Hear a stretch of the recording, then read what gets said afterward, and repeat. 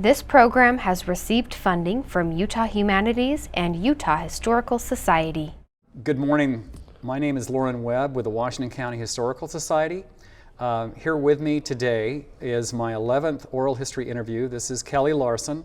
He is the retired Deputy Police Chief with the St. George Police Department. He's also the author of the History of St. George Police Department. We really like to welcome him here today with us. And I wanted to also mention that today is Wednesday, what is it, January 24th, 2024. Kelly, just please state for us your full name. Kelly James Larson. Okay, and how did you get interested in law enforcement? Well, I was called to it.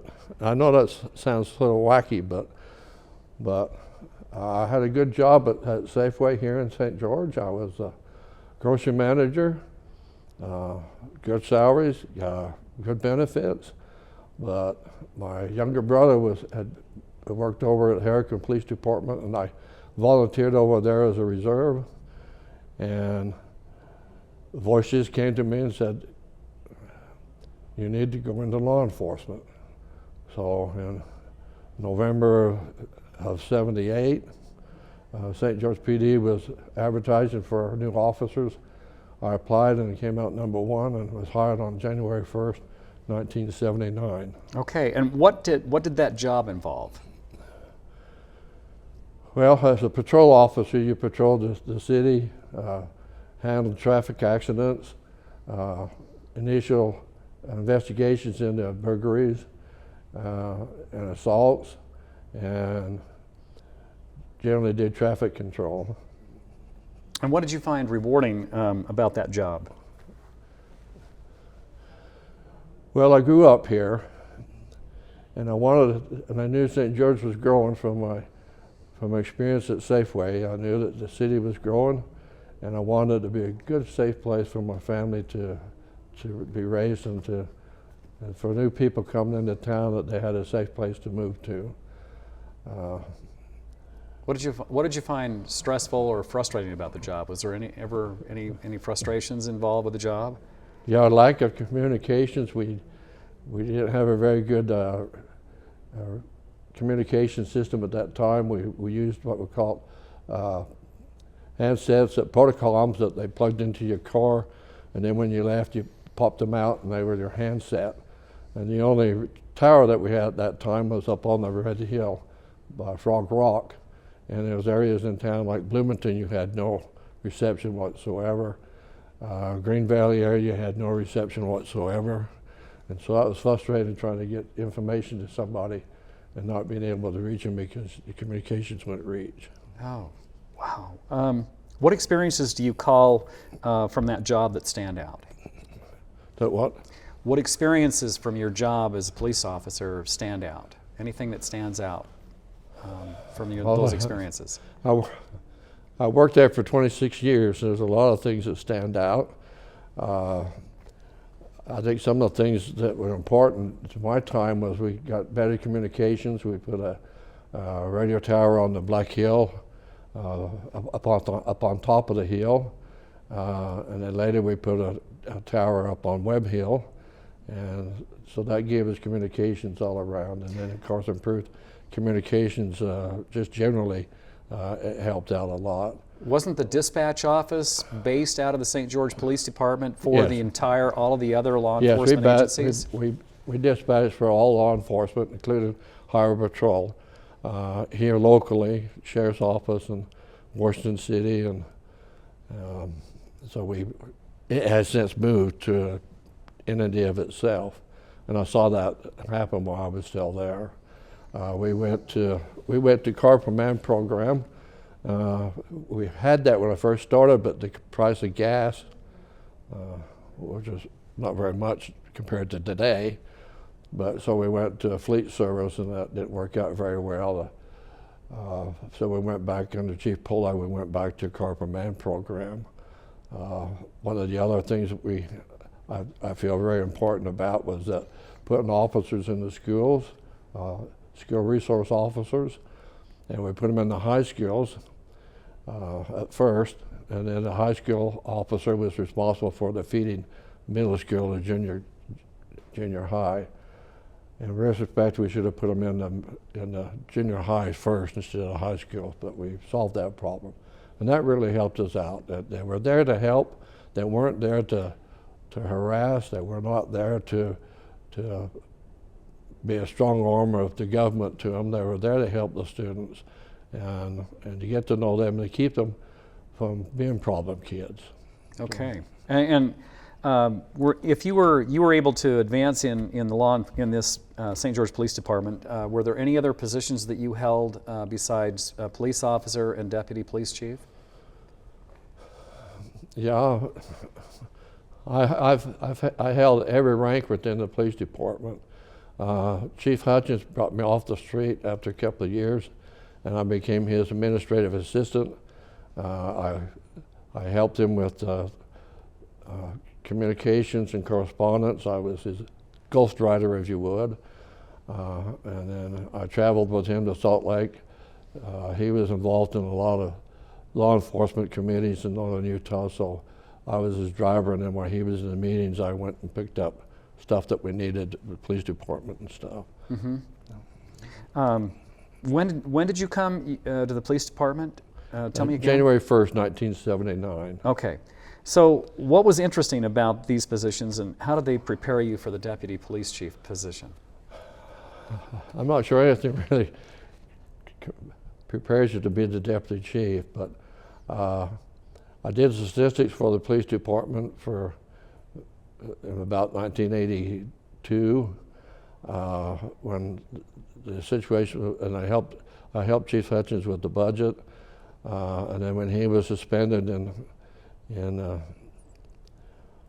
I sort of took over the position, acting chief, while he was on suspension.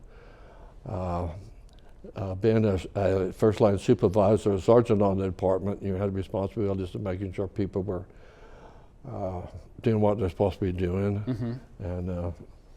And then when Poli became chief, I was promoted as a lieutenant, and then he appointed me later. He appointed me as deputy chief. Okay. So when Police Chief Joe Hutchins was sued by the 3 female employees of the St. George Police Department for sexual harassment, how did that impact the department?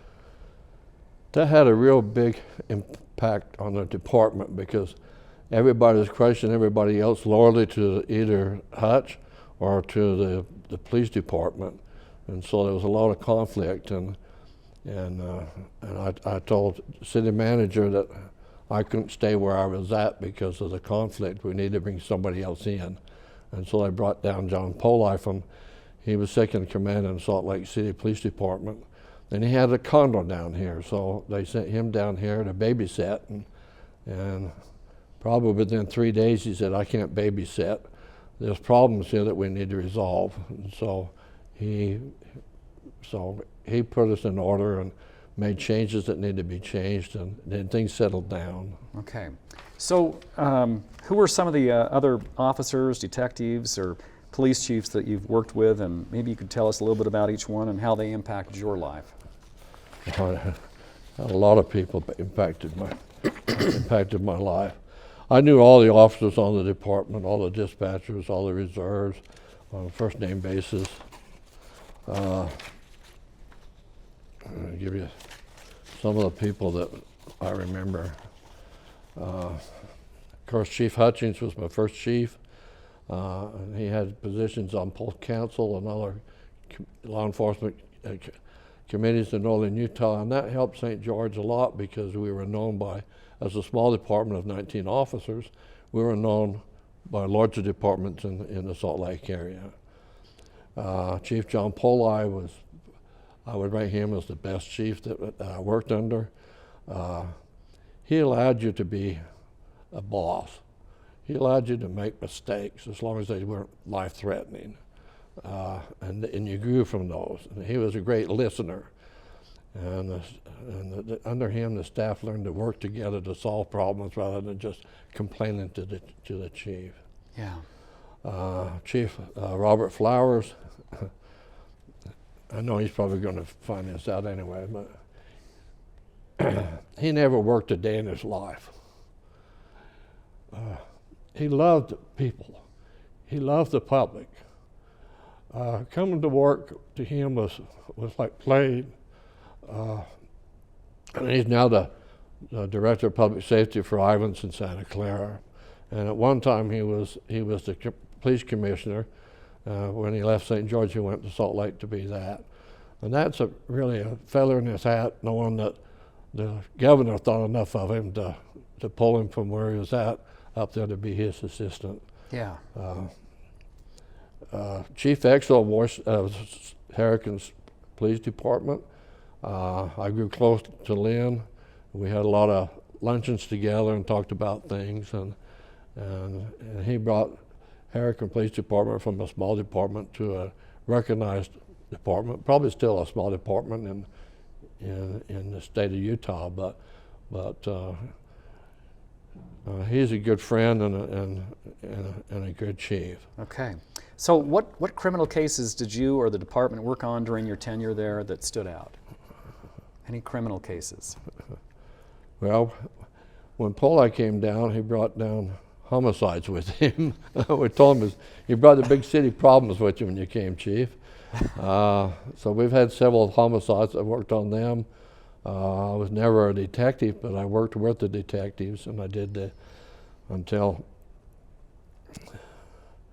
technology caught up with us. I did the crime scene sketches for the investigators, and then we got the electronic devices and stuff, and then Sherman Stebbins took over that task. Okay. But there was a lot of them. Too many to go into details right now. Okay. So tell us about your experience with the FBI Academy, and how did that come about, and how did that improve your capability as a law enforcement officer? Well, right after I became a police officer in 1979, I was a member of the St. George SWAT team, and I was a sniper, and we had the opportunity to go back to Quantico to the SWAT training. And that's Quantico, Virginia. Virginia, the FBI Academy. And we was there for a week.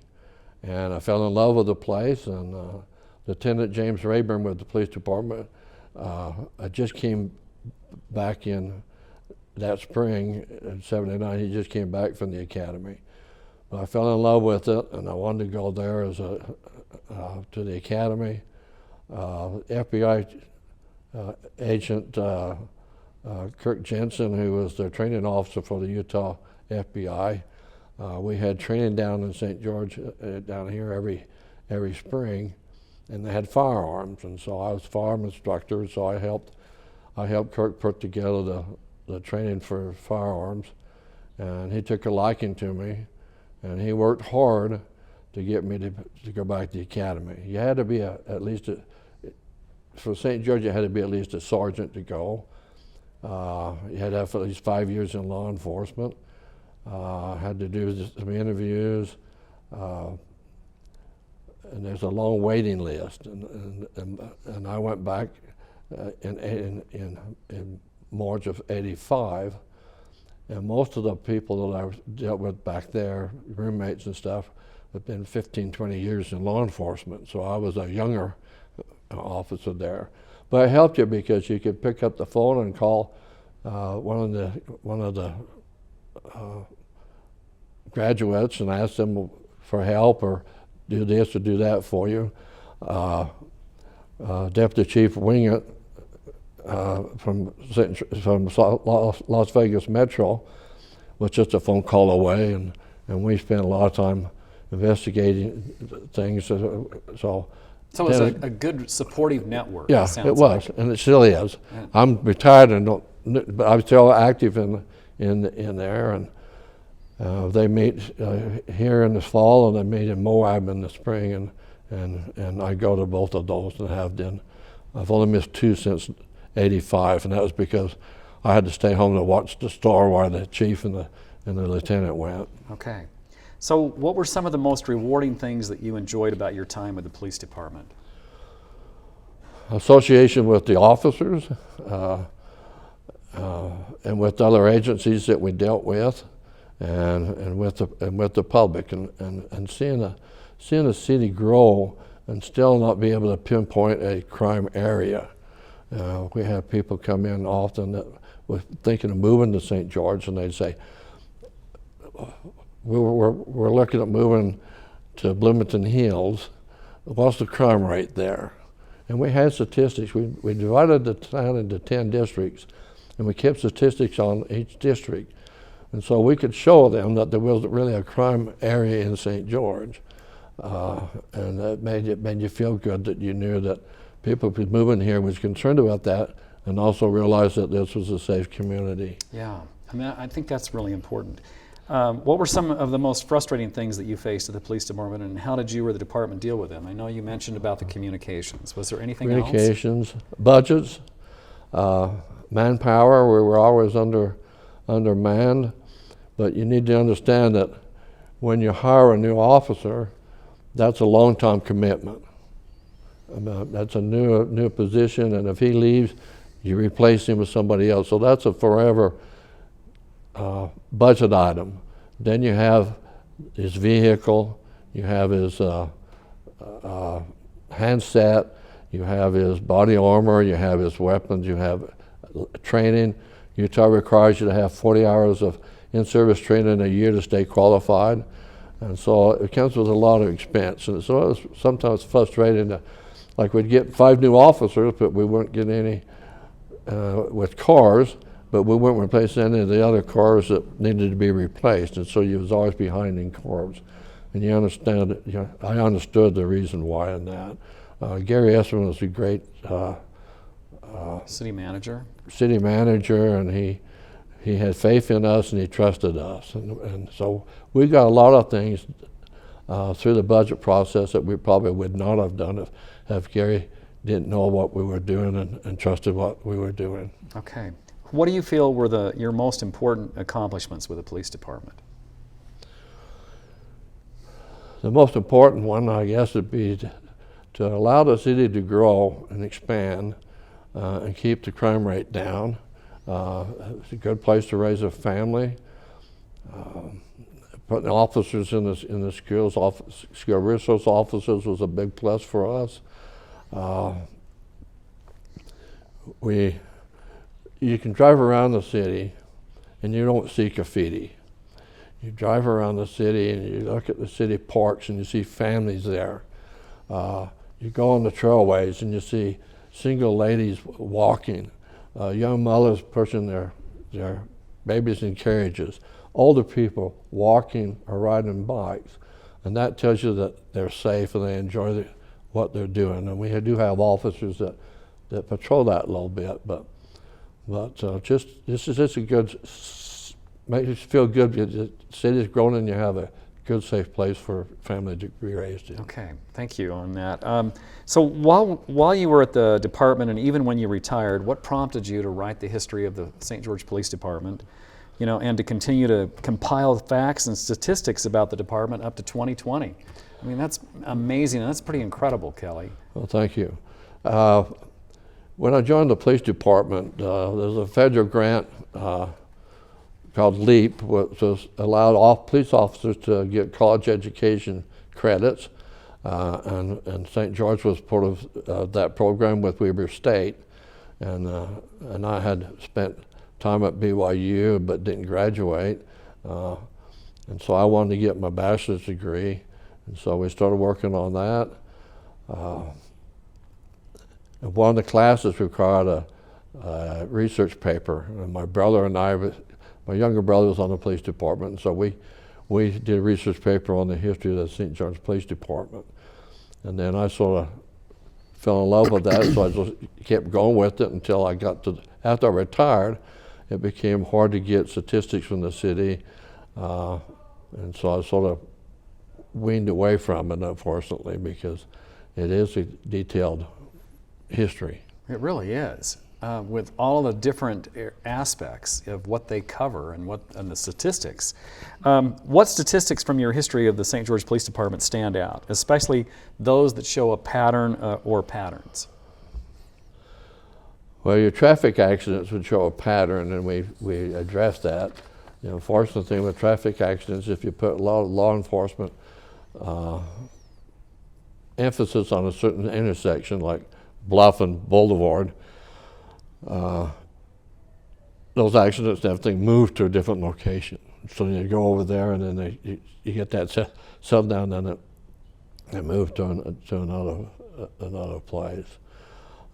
Statistic-wise, like I said, we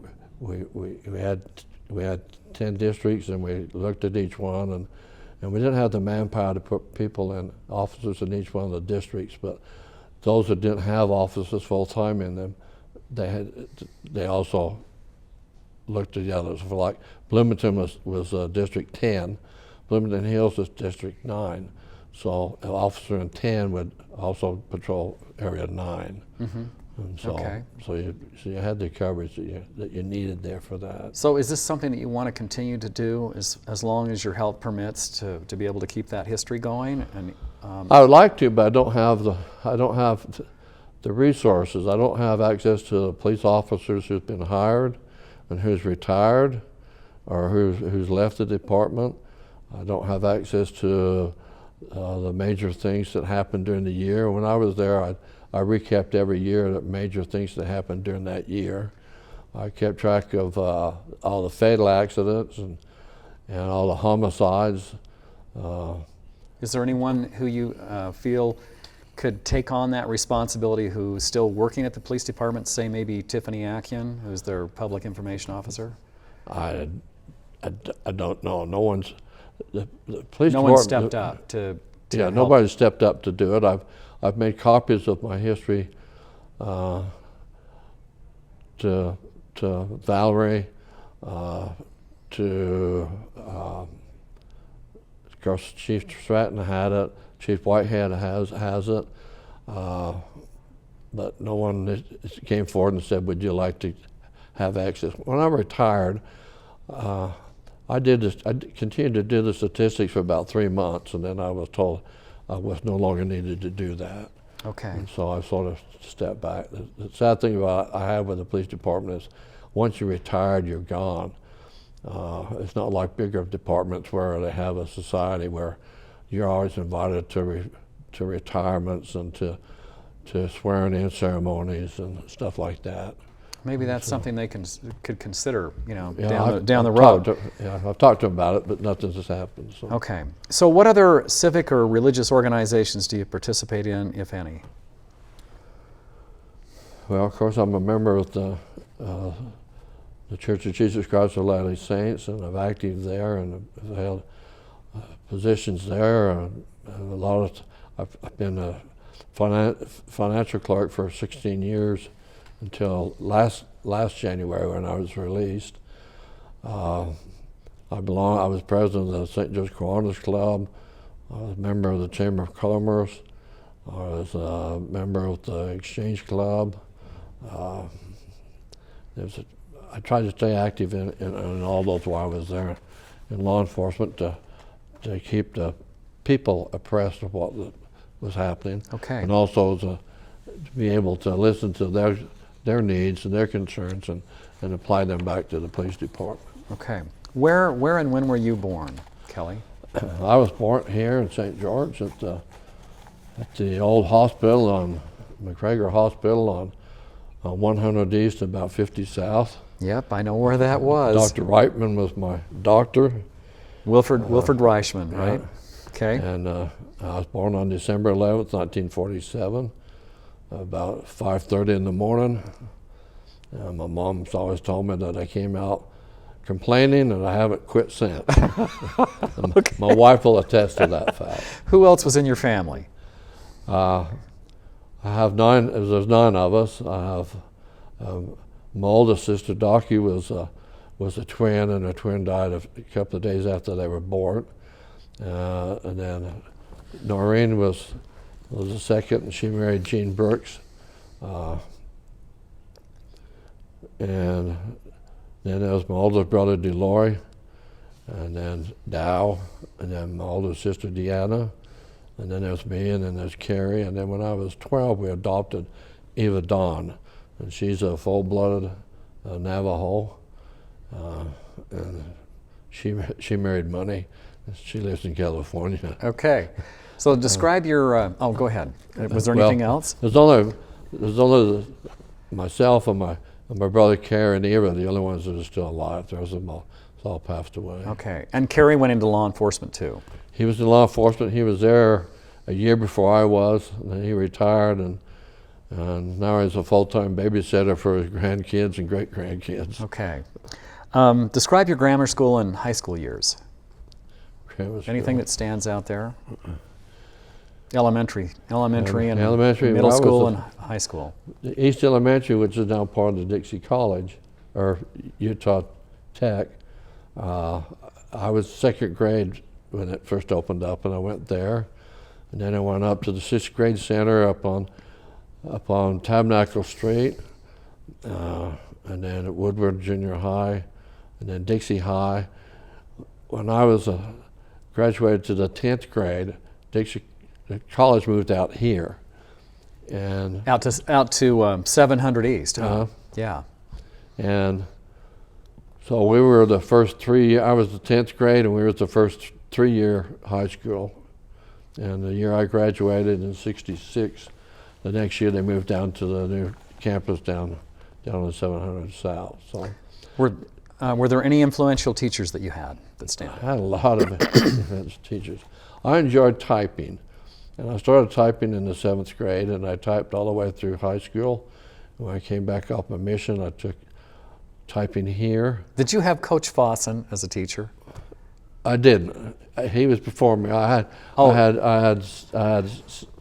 Mrs. Impey and Mrs. Blackburn, and Leo Sullivan was my type teachers. Oh, okay. Fossen was just before me. We used to hide the typewriter carriages on him all the time. The thing that he always said to us was eyes on copy. Eyes on copy. Yeah. Anyway, okay, so education-wise, did you attend college or university, and what was your major or minor? I did.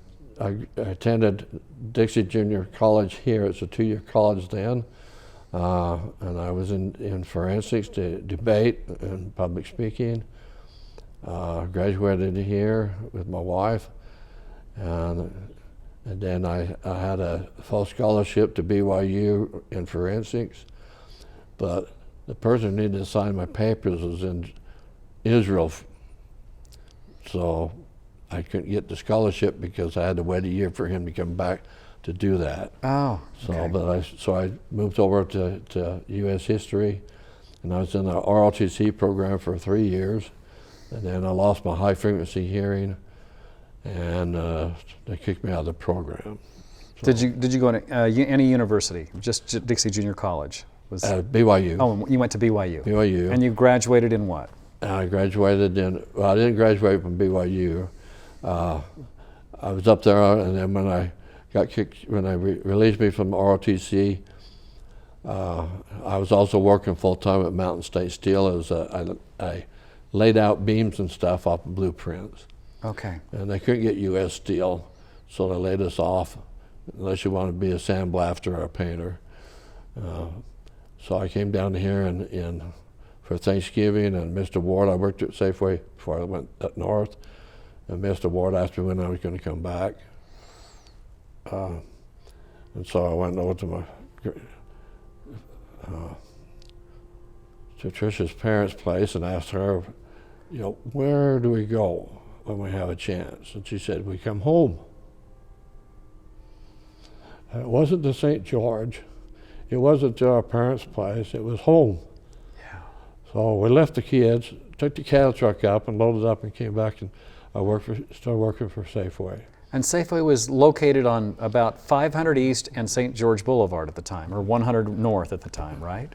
Does that sound about right? Well, when I first started there, it was where the toy place is at now, the boats and playgrounds and stuff. Yeah, the Lifetime equipment. And when I came back, it moved over across the street on the boulevard on about 650 East. And but anyway, so what did you do there at Safeway? I was in charge. I was in charge of frozen food. Okay.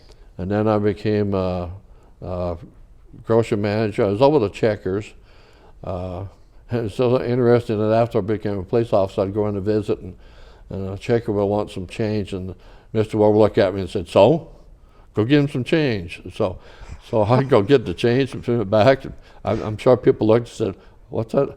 What's that police officer doing, making change?" But I left as a grocery manager.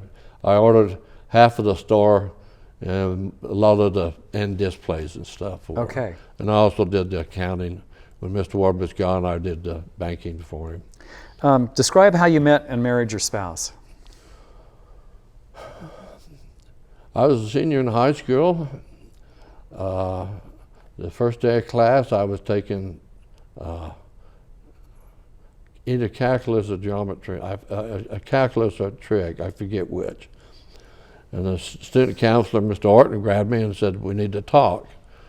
And he said, so I went in his office, and he said, "You haven't taken geometry, which is a required class for graduation. So you're not going to graduate unless you take that class." This is Rulon Orton telling you, the school counselor. So I said, okay. He says, "It just so happens that that class starts the same time your other math class was." And that was Rudy Iverson was the teacher. And so I was the only senior in a class full of sophomores. And Rudy had you sitting in alphabetical order. So I was Larson, then there was Maxine McAllister, and then there was a girl by the name of Patricia Mathis. So she smiled at me, and that was it. And so, Patricia, you married Patricia Mathis. Okay. She waited for me when I was on my mission, and we was married on December 11th, 1969. Where did you serve your mission? I served my mission in Texas, and halfway through I was transferred down to the new Texas South mission. Okay. I was a trainer. After about 6 months on my mission, I became what they call a trainer in Zone B. And when I went south, I was a trainer down there. I had 17 companions. I'd get them up to the third discussion, and then they get transferred, and I get a new one. And sometimes I had problem missionaries that they didn't know what else to do with. So it was an interesting mission. Sounds like it. How many children did you have? Have 5. You have 5 children. How many grandchildren? 21 and 9 great-grandchildren, and another one on the way. Okay. So you keep fairly busy just keeping tabs with all the children and everything. Yeah, 2 have moved to northern Utah. One last year and one the year before. So as you look back, I was going to ask you, have you and your family or extended family been involved in ranching? And if so, tell us about that. Yeah, we were involved in ranching forever. My dad was out on his own when he was 11 years old. When he was 11 years old, herding sheep. He became a sheep herder and had a pretty good sheep herd. Had Mexican. What was your father's name? Ellis Larson. Okay. My grandfather found in Bloomington, and my dad was born down in Bloomington. What was your grandfather's name? Lars Larson. Lars Larson. Oh my gosh, yeah. So, and you ran cattle down below Bloomington, right? Almost to the state line. We went to. We was on the Arizona Strip. Okay, you're on the Arizona Strip too. But when they started fencing places and stuff, Dad and others moved from sheep to cattle. What kind of cattle did you raise? Just Herefords mostly. Okay. We had Angus didn't work good out on the Arizona Strip because they were short-legged. So most of ours was Herefords, and we ran down along the river from the Arizona state line down to Cedar Pockets, and then we ran up in Bull Valley next to the Utah-Nevada border, and then we ran out on Woodfall Mountain and Mokiak Mountain, and Woodfall Lake, and Main Street. This is pretty rugged country. Right? It is. Yeah. I've had chaps ripped off my body. Did you have some interesting experiences in the ranching? How about you just kind of enjoyed being out there, outside, and working with It was a good experience growing up. I learned from my dad that you did the job right the first time, and you didn't quit until you finished what you needed to do. A couple of times when we didn't do what we were supposed to do and the cattle got out, then we had to go get them back in and do the job that we should have done in the first place. He taught me to be self-efficient. I never worried about getting hurt. I never worried about getting lost. I taught my kids how to keep track of where they're at in the different locations. You know, Segmiller Mountain has a big hump on it, but on the south side of it, there is no hump. So you got to know what they look like from different angles and stuff. It was good training for my children. Taught them how to work, right? Taught them how to work. My next oldest daughter, Brenda, she was a cowhand. I could tell her to go someplace and to check on something. I didn't worry about her. I should have probably, but it taught us the skills and stuff. Federal government kept pushing us, and we finally sold out in the early middle 1990s. So. Okay. So as you look back over your life, what would you like to be remembered for? Being a good father and a good husband and a grandfather. Being a good officer in law enforcement and helping develop the department to what it is. And I love shooting, and I do cowboy action shooting, and I like to have on my headstone gunfighter, because that's what I shoot, gunfighter style. Okay, that's great. Is there anything else that you feel is important that I haven't asked you that you'd like to tell us about?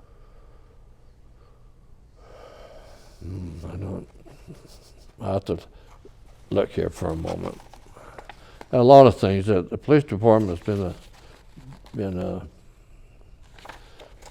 been a good experience for me. I had some good trainers. I had Dennis Rogers was a great detective, and he ended up moving.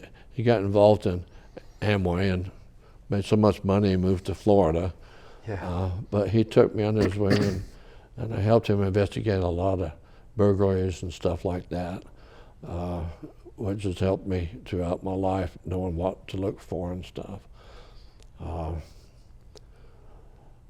wish that the police department was more active in those who have retired, so we don't lose that status and stuff. But I've seen the department grow from 19 to over 100 and something officers now. It's still a safe place to live, still good officers. Under Chief Poli, we learned that either pay for it now or pay for it later. That means if you didn't do a good investigation in your background checks on the officers, if you didn't pay for that, later on there may be problems with the officer, and then the city's going to get sued and you're going to pay an awful lot. So we always sent detectives.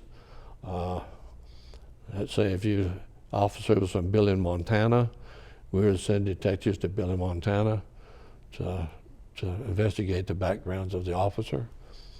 We didn't really care too much about what you put on your application as for references. Mm-hmm. We would talk to them, then we would say, who do you know that knows this person? Then we'd go talk to them. Then we'd ask them, who do you know? That third person was the one that we really wanted to talk to, because they didn't care one way or the other, but they gave you the truth.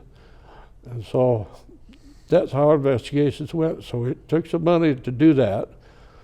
Chief Puller wouldn't let us fly to Hawaii, however. But we did good background checks. We had good officers. I loved the officers, and they did really good work. We had a good police department then. Under Whitehead, I think that we still have a good police officers who are ethical and are honest, and they care about the public, they care about the city. and they care about each other.